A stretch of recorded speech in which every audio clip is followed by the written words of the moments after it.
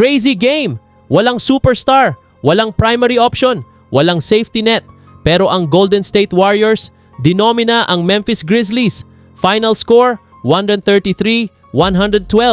Isang statement game na nagpapatunay na hindi lang superstar ang bumubuo ng panalo, kundi teamwork.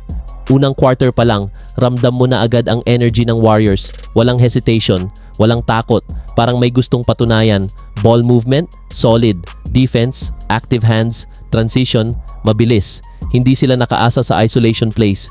Instead, puro drive and kick, extra pass, at smart shot selection.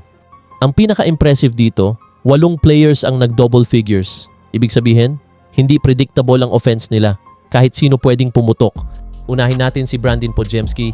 Grabe ang composure, hindi nagmamadali, gumagawa ng tamang desisyon, scoring plus playmaking combo. Sunod si Gary Payton-Su, energy guy, steals, fast break points, hustle plays. Siya ang spark plug ng team. At hindi rin natin pwedeng kalimutan ang young core. Ito yung klase ng laro na nagpapakita na may depth ang Warriors.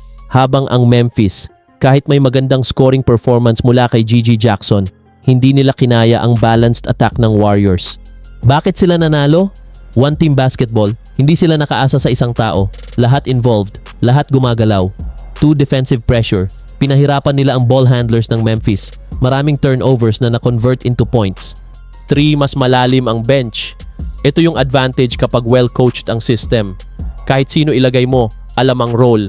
At dito pumapasok ang malaking tanong. Mas dangerous ba ang Warriors kapag wala ang superstar dahil mas gumagalaw ang bola? Interesting, di ba? May pag-asa ba talaga? Kung ganito ang effort gabi-gabi? Yes.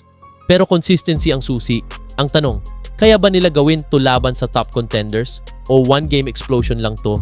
Kung masustain nila ang ganitong ball movement at defense, delikado ang Warriors pagdating ng playoffs. Mga ka-NBA, ano sa tingin nyo? Mas maganda ba ang galaw ng Warriors kapag wala ang superstar? O kailangan pa rin nila ang star power para sa championship run? Comment down below.